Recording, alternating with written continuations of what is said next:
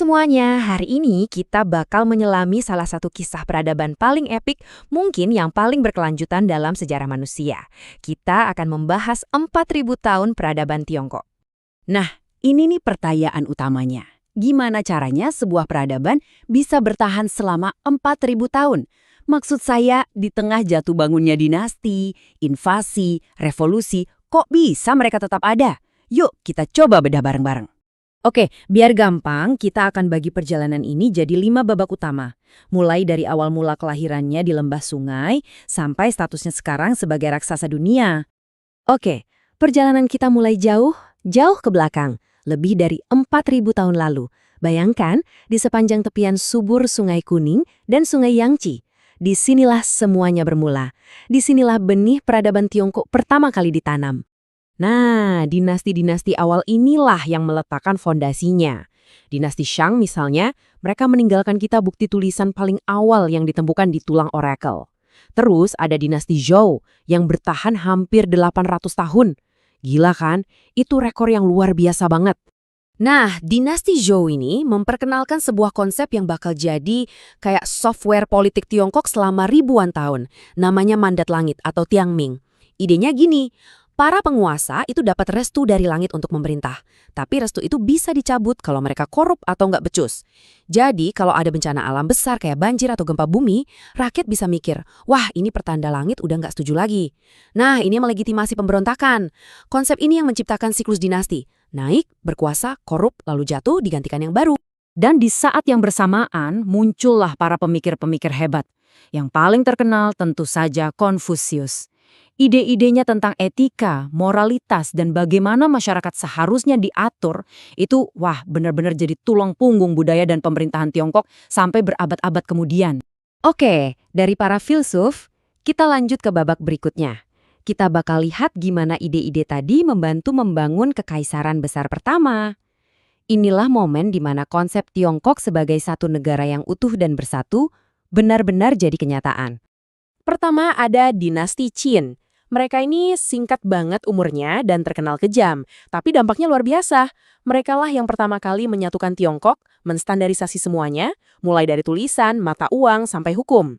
Nah, setelah Qin, datanglah dinasti Han. Mereka membangun di atas fondasi yang udah dibuat Qin dan membawa Tiongkok ke zaman keemasan pertamanya. Merekalah yang memperluas jalur sutra. Bayangin, ini bukan sekedar jalan ya, tapi jaringan arteri perdagangan dan budaya yang nyambungin Tiongkok ke barat untuk pertama kalinya. Dan mereka juga yang menjadikan ajaran Konfusius sebagai ideologi resmi negara. Dan ya, siklusnya berlanjut lagi. Setelah dinasti Han runtuh, Tiongkok pecah lagi.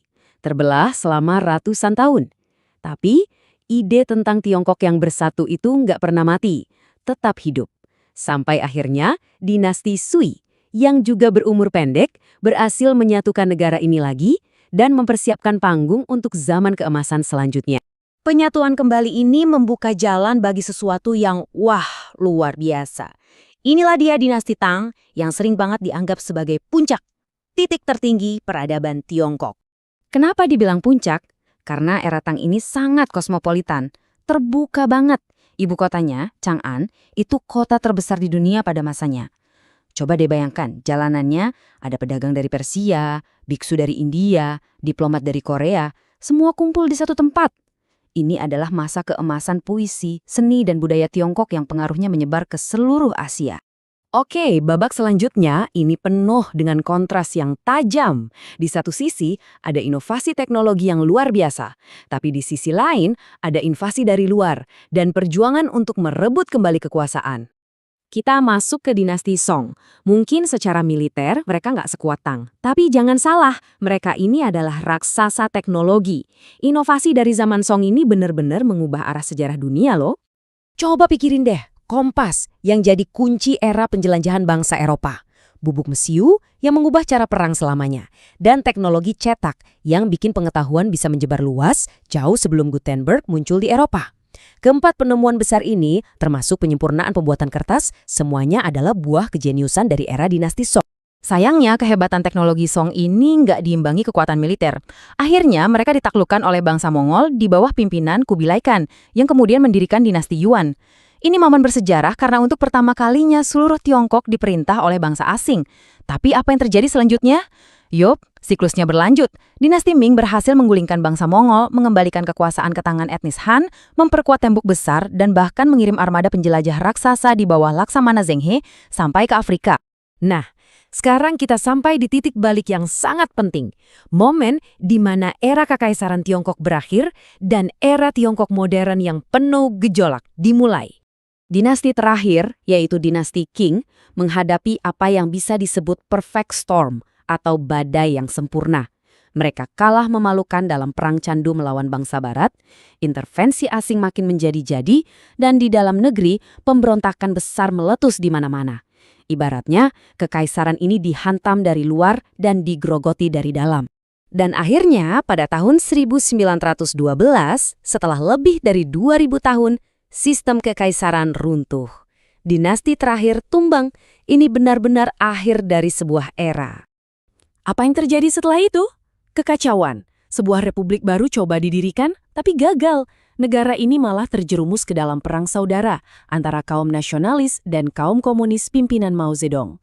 Di tengah-tengah itu, Jepang datang menginvasi. Setelah perang yang panjang dan brutal, akhirnya pada tahun 1949, pihak komunislah yang keluar sebagai pemenang. Dan kemenangan itu membawa kita ke babak terakhir dalam cerita kita hari ini, yaitu kebangkitan Tiongkok modern dan perannya yang baru sebagai salah satu kekuatan global. Kisah Tiongkok modern ini bisa dibilang dibentuk oleh dua tokoh dengan visi yang sangat berbeda. Pertama, ada Mao Zedong. Dia mencoba mengubah Tiongkok secara radikal dengan program-program seperti lompatan jauh ke depan dan revolusi kebudayaan, yang sayangnya seringkali berakhir jadi bencana. Nah, setelah Mao wafat, muncul Deng Xiaoping yang mengubah arah 180 derajat. Filosofinya sangat pragmatis. Dia punya pepatah terkenal, nggak peduli kucingnya hitam atau putih, yang penting bisa menangkap tikus. Artinya, nggak peduli ideologinya apa, yang penting ekonomi jalan. Dialah yang membuka Tiongkok pada dunia dan memperkenalkan reformasi pasar, menciptakan sistem yang unik yang disebut sosialisme dengan karakteristik Tiongkok. Dan hasilnya benar-benar mencengangkan. Cuma dalam beberapa dekade, Tiongkok berubah total. Dari negara yang tadinya terisolasi dan miskin, melesat menjadi kekuatan ekonomi terbesar kedua di dunia. Jadi, begitulah kira-kira 4.000 tahun sejarah yang kita rangkum dalam beberapa menit. Ini adalah sebuah kisah tentang perubahan yang dahsyat, tapi di saat yang sama juga tentang kesinambungan budaya yang luar biasa kuat. Nah, ini membawa kita kembali ke pertanyaan di awal tadi, tapi sekarang dengan pandangan ke depan. Setelah melewati 4.000 tahun, kira-kira babak apa lagi yang akan ditulis Tiongkok selanjutnya? Karena satu hal yang pasti, kisahnya masih jauh dari selesai.